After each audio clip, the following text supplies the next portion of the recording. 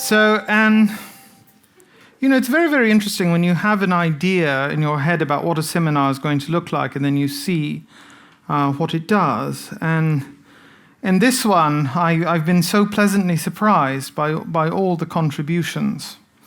And I want to talk a little bit about the ideas that had us call all of you together.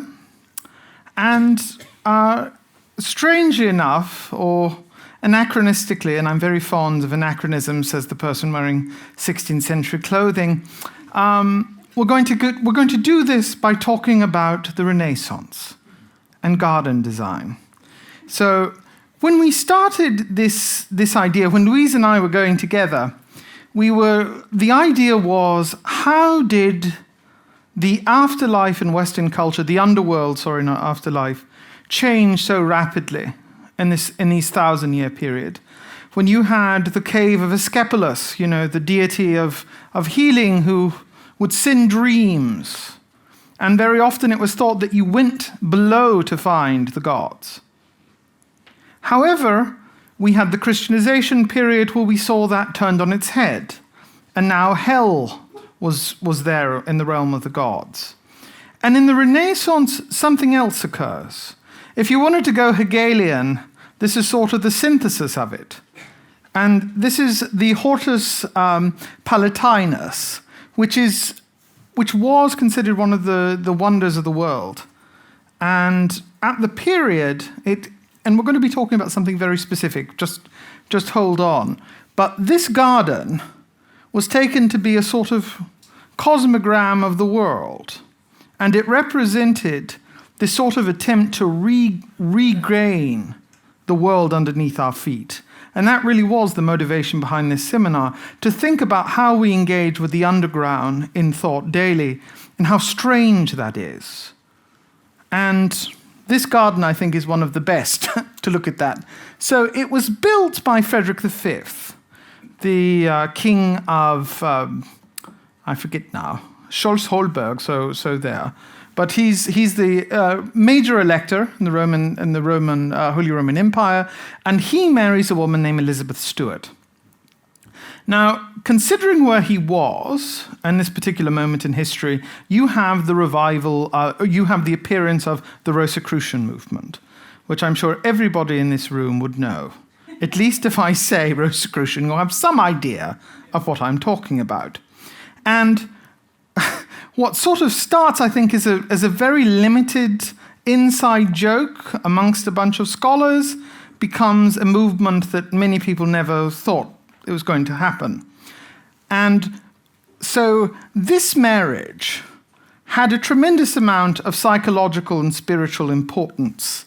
And it was called by this individual, who is often considered to be the founder of the Rosicrucian mythos. He thought it was a chemical marriage, a union of two polar opposites that would bring about a millennial age. And we see nothing less than the Tetragrammaton blessing the two as they're gathered at court. So there were a lot of people who were seeing this marriage as something far beyond a political alliance, far beyond a just interesting bit of history, but rather as the beginning of a new world.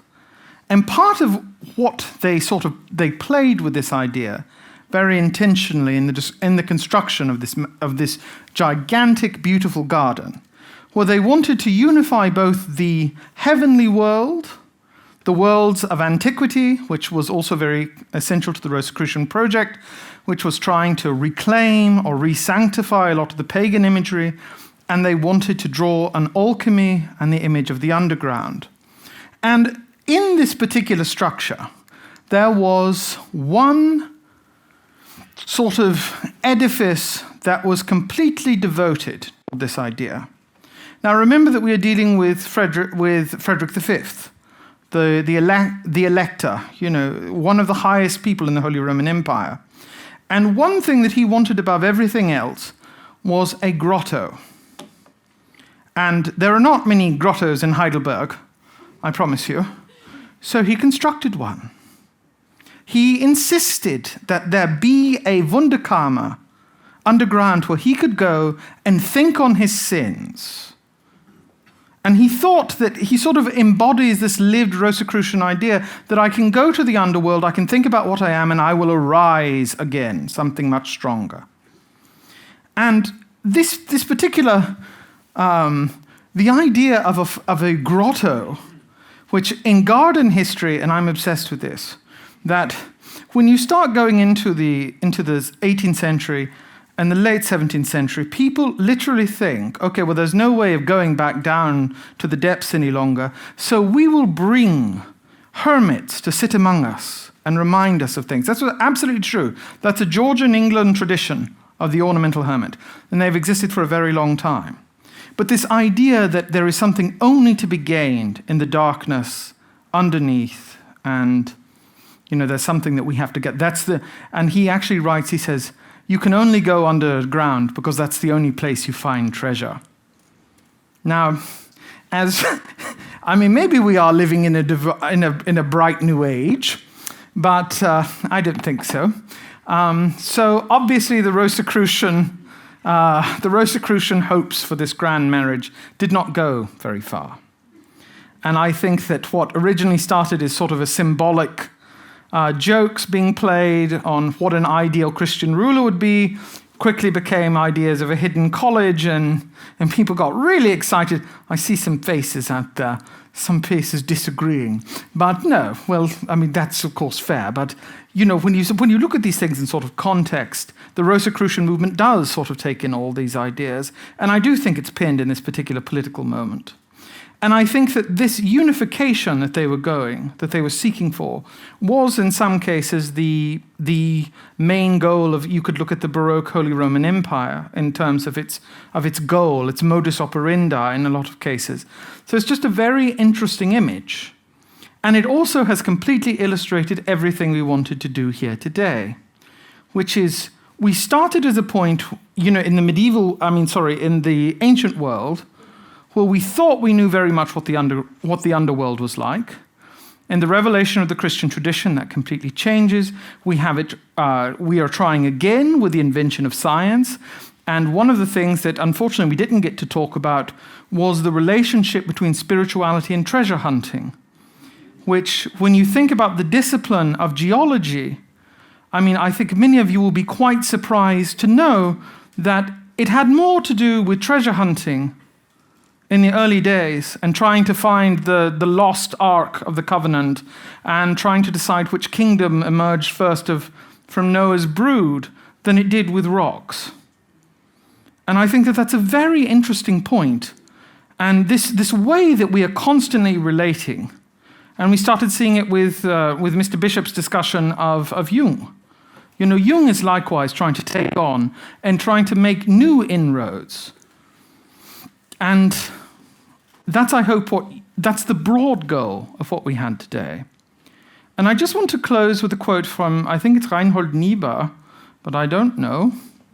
And he said, maybe it's Reinhold Niebuhr, we'll give it a shot. He said, we are creatures of the surface constantly being called to the depths. That there is something innately human about contemplating what's beneath us. And in our time of very scientific ways of thinking about this, we talked about volcanology, which I was absolutely shocked by. But exactly what you're saying, volcanology is in some ways a continuation of these older traditions, which are trying to understand what the gods want and what they'll do if they don't get what they want. And we've also talked about this moment of despiritualization that we're currently going under. And that cuts both ways. Because I think a lot of the anxieties that are being brought up in these historical things, without the sort of theological underpinning, can sort of run wild in very odd ways. So, it's a caution, I think, as well, that this moment of engaging the underground. And I think that many of us, for varieties of reasons, would like to crawl into the underground today. And I certainly would. I'm trying to go back in time, and I'm sure many of you are as well. So it's a very poignant topic. And I'm very grateful for everyone who came and spoke to it, because I think we had a variety of responses. and all of them good, which is not often people can say about an academic conference.